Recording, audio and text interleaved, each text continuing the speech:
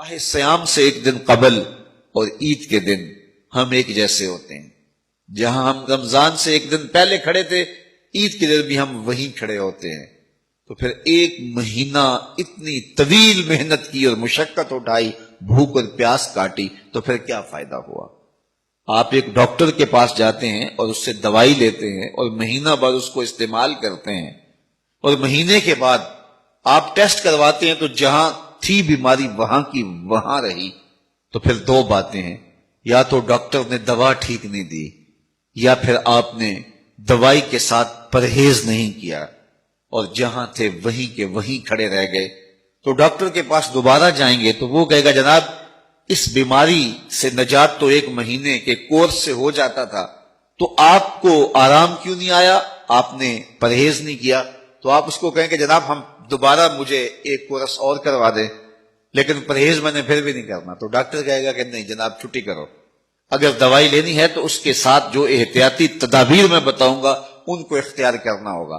لیکن اگر کوئی شخص پھر دوسرا مہینہ کھاتا ہے اور احتیاطی تدابیر اختیار نہیں کرتا اور پھر ڈاکٹر کے پاس جا کہتا جناب آرام نہیں آیا، تو ڈاکٹر پھر اس کو کہے چلو دوبارہ لے لو، تو وہ تیسرے مہینے بھی کھائے، چوتھے مہینے بھی کھائے، ساری زندگی بھی کھاتا رہے، احتیاطی تدابیر نہیں کرے گا تو جہاں صحت تھی وہیں کی وہیں رہے گی.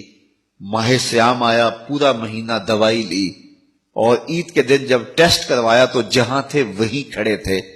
یا تو پھر دوائی ٹھیک نہیں ہے، میرے رب کی دوائی کس طرح ٹھیک نہیں ہو سکتی؟ جب اس نے کہا ہے لعلکم تتقون، تم روزے رکھو میں ضمانت دیتا ہوں تمہیں تقوی ملے گا، تو پھر تقوی نہیں ملا ہے تو پھر ہم نے روزے کی احتیاطی تدابیر کو اختیار نہیں کیا ہے اور اتنی طویل مسافت کاٹی ہے، مشقت کاٹی ہے، بھوک کاٹی ہے، پیاس کاٹی ہے. لیکن اگلے سال ہم پھر آئے تو ہم پھر اسی طرح وہ مشقت کاٹنے لگے اور احتیاطی تدابیر ہم نے پھر اختیار نہیں کی. من لم یدع قول الزور والعمل به فلیس للہ حاجۃ فی ان یدع طعامہ وشرابہ. کہا جو جھوٹ اور جھوٹے امور اور کام نہیں چھوڑتا اس کے بھوکا اور پیاسا رہنے کی کوئی ضرورت رب کو نہیں ہے.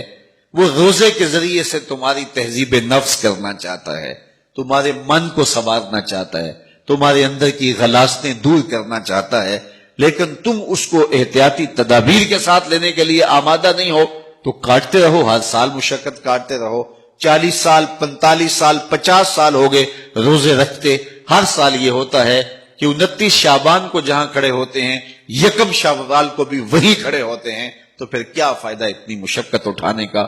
آنکھوں پہ بھی پہرا بٹھائیے، خیالوں پہ بھی پہرا بٹھائیے، سوچوں کو بھی آوارہ نہ ہونے دیجیے، رزق بھی پاک لیجیے، اور زبان پر بھی کوئی ایسا جملہ نہ آنے پائے جو رب کی ناراضگی کا سبب ہو. خیال بھی نہ بھٹکے، نظر بھی نہ بہکے، اور ایک ایک عمل زندگی کا خوبصورت ہو، منظم ہو، مرتب ہو، اور ادھر 30 روزوں کی بھوک ہو. اور پھر نتیجہ کیا ہوگا؟ میرے رب نے وعدہ دیا ہے لعلکم تتقون، تمہیں تقوی کا نور نصیب ہو جائے گا، تمہاری زندگی ایک عجیب کیفیت میں ڈھل جائے گی.